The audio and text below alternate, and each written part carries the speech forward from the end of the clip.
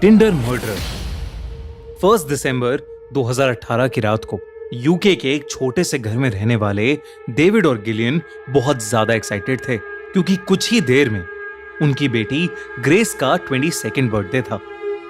Grace पहली बार अपने birthday पर घर से दूर एक सोलो ट्रिप के लिए न्यूजीलैंड गई थी और हर साल की तरह इस साल भी वो दोनों अपनी बेटी को सबसे पहले विश करना चाहते थे, लेकिन उनकी एक्साइटमेंट कुछ ही देर में एक अजीब बेचैनी में बदल गई क्योंकि कई बार कॉल करने के बावजूद ग्रेस का फोन स्विच्ड ऑफ आ रहा था। यह बात उन्हें काफी अजीब लगी क्योंकि ग्रेस हमेशा ट्रैवल करते हुए अपना फोन ऑन रखती थी। उन्होंने सोचा कि उनकी बेटी शायद कहीं बिजी होगी या उसके फोन की बैटरी खत्म हो गई होगी, तो उन्होंने ग्रेस को एक बर्थडे विश का मैसेज ड्रॉप कर दिया। लेकिन अगली सुबह भी ग्रेस का कोई जवाब नहीं आया और तो और उसका फोन अभी भी स्विच्ड ऑफ ही था। उसके पेरेंट्स को कुछ भी समझ नहीं आ रहा था। उन्होंने डर के मारे उसके दोस्तों से पूछताछ करनी शुरू की। तभी उनमें से ग्रेस की एक दोस्त ने उन्हें बताया कि उसने ग्रेस से पिछली शाम को व्हाट्सएप चैट पर बात की थी और ग्रेस ने उसे बताया था कि वो एक लड़के के साथ डेट पर जा रही है। 2 दिन बीत गए लेकिन कई कोशिशों के बावजूद ग्रेस के पेरेंट्स को उसकी कोई खबर नहीं मिली, सिवाय इसके कि वो गायब होने से पहले एक लड़के के साथ डेट पर गई थी। घबराए हुए डेविड और गिलियन ने न्यूजीलैंड पुलिस को अपनी बेटी ग्रेस के मिसिंग होने के बारे में इन्फॉर्म कर दिया। क्योंकि केस एक फॉरेन नेशनल का था तो न्यूजीलैंड पुलिस ने बिना कोई देरी करते हुए केस की इन्वेस्टिगेशन शुरू कर दी। कई दिनों तक कोई लीड ना मिलने के बाद जब एक दिन डिटेक्टिव डियाना लेविंसो ग्रेस के सोशल मीडिया प्रोफाइल्स चेक कर रही थी तो उन्होंने उसकी फेसबुक प्रोफाइल के नीचे एक कमेंट पढ़ा। इस कमेंट को जेसी कैम्पसन नाम के एक लड़के ने 1 दिसंबर की रात को पोस्ट किया था, यानी उसी रात जब ग्रेस गायब हुई थी। डायना को शक हुआ कि शायद जेसी वही लड़का है जिसके साथ ग्रेस गायब होने से पहले डेट पर गई थी। पुलिस ने जेसी की कॉन्टैक्ट डिटेल्स निकाली और अगले दिन उसके साथ एक फोन कॉल अरेंज की गई। इस फोन कॉल पर जेसी ने बताया कि वो खुद भी ग्रेस से उस रात के बाद नहीं मिला है और उसे नहीं पता कि ग्रेस कहां है। डिटेक्टिव डायना ने उसे क्वेश्चनिंग के लिए पुलिस स्टेशन में आने को कहा, पर जेसी ने बताया कि वो अभी एक दूसरे शहर में था और इसलिए पुलिस स्टेशन नहीं आ सकता था। साथ ही उसने ये भी कहा कि वो 3 दिन बाद वापस आते ही सबसे पहले पुलिस स्टेशन आएगा।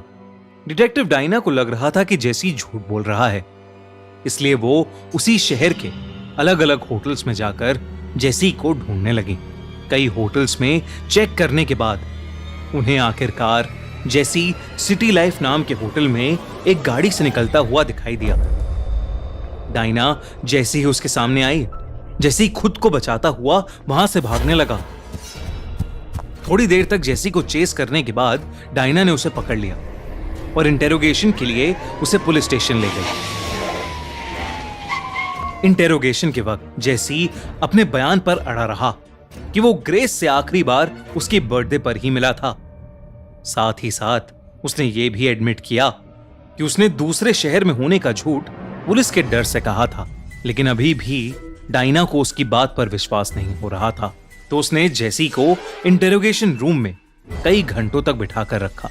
पुलिस की टीम यही डिस्कस कर रही थी कि जेसी के साथ आगे क्या करना चाहिए। इतने में ही उनकी टीम का एक मेंबर वहां आया और उसने उन सबको वीडियो रूम में बुलाया, जहां उस ऑफिसर ने उन सबको कुछ सीसीटीवी फुटेजेस दिखाई। ये फुटेजेस सिटी लाइफ होटल के कैमरास से मिली थी, वही होटल जहां से जेसी को पकड़ा गया था। इन फुटेजेस में जेसी ग्रेस के साथ अपने कमरे में जाता हुआ नजर आया।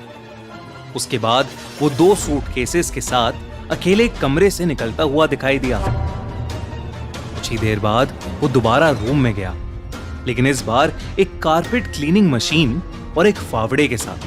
ये सारी फुटेजेस देखकर पुलिस को यकीन हो गया था कि ग्रेस के गायब होने में जेसी का ही हाथ था। और उन्होंने उन सीसीटीवी फुटेजेस के साथ जेसी को कन्फ्रंट किया।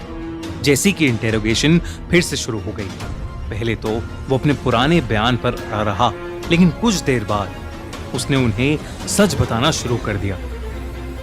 उसने इस बात को एडमिट किया कि ग्रेस गायब नहीं हुई थी, बल्कि ग्रेस उसी के हाथों मारी जा चुकी थी। उसने ये भी बताया कि उससे ये सब गलती से हुआ था। उसने बताया कि वो और ग्रेस एक बहुत अच्छी डेट के बाद उस होटल रूम में गए। वो दोनों आपस में प्यार कर रहे थे और प्यार करते हुए ग्रेस के कहने पर जेसी ने उसका गला दबाना शुरू कर दिया, लेकिन गलती से उसने ग्रेस का गला इतनी ज्यादा देर तक दबा दिया जिसकी वजह से ग्रेस की मौत हो गई। जब ऐसा हुआ तो जेसी के होश उड़ गए थे। जेसी को कुछ समझ नहीं आ रहा था कि वो क्या करे। उसने बिना कुछ सोचे समझे एक सूटकेस में ग्रेस की बॉडी को डाला और कारपेट क्लीन करके वहां से चला गया। हालांकि पुलिस ने ऐसे केसेस पहले भी देखे थे, लेकिन उन्हें जेसी की कहानी पर जरा भी विश्वास नहीं हो रहा था, क्योंकि उसने पहले भी उनसे कई झूठ बोले थे। तो उन्होंने जेसी को पुलिस स्टेशन में ही रखा और अपनी इन्वेस्टिगेशन जारी रखी। उन्होंने उसका फोन चेक किया, जहां उन्हें एक डेटिंग ऐप की चैट मिली, जिसमें जेसी ने ग्रेस की मौत के अगले दिन ही एक लड़की के साथ दोपहर को एक डेट फिक्स की थी। जेसी की इंटरनेट सर्च भी बेहद घिनौनी और डिस्टर्बिंग थी, और उससे पुलिस को एक चीज समझ में आ गई कि जेसी एक बहुत ही ट्विस्टेड सा लड़का था। इसके बाद पुलिस ने उसके फोन की गैलरी चेक की, जहां उन्हें ग्रेस की बॉडी की कई तस्वीरें दिखी। उन्होंने जब इन सब चीजों के बारे में जेसी से पूछा तो उसने सारी बातें पुलिस पर डालने की कोशिश की।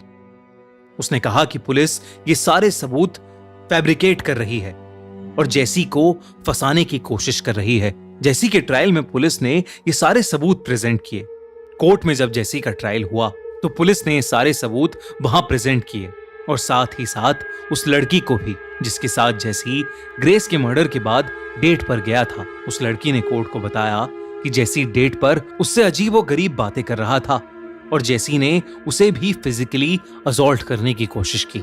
फाइनली कोर्ट ने जेसी को ग्रेस के मर्डर के केस में गिल्टी घोषित किया और उसे लाइफ टाइम इम्प्रिजनमेंट यानी उम्र कैद की सजा सुनाई गई।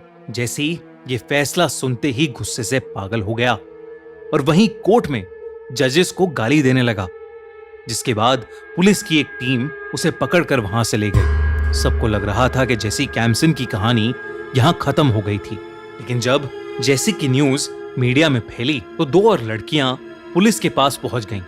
उन लड़कियों ने पुलिस को बताया कि वो भी जेसी से टिंडर डेटिंग ऐप पर मिली थीं और जेसी ने चाकू के जोर पर उनके साथ जबरदस्ती की थी। जेसी के पास्ट की जब इन्वेस्टिगेशन हुई तो पता चला कि वो हर लड़की से अपने प्रोफेशन के बारे में झूठ बोलता था और वो एक कोल्ड ब्लडेड सीरियल अब्यूसर था जो टिंडर जैसी डेटिंग ऐप्स पर लड़कियों को फंसाकर उनके साथ जोर जबरदस्ती करता था।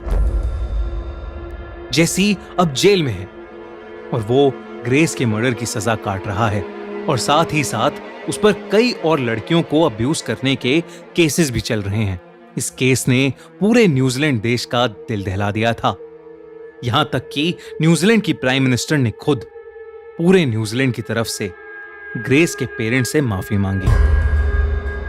दोस्तों, आपको क्या लगता है, क्या जेसी जैसे लोगों के लिए उम्र कैद काफी है या उनको कोई और सिवियर पनिशमेंट मिलनी चाहिए?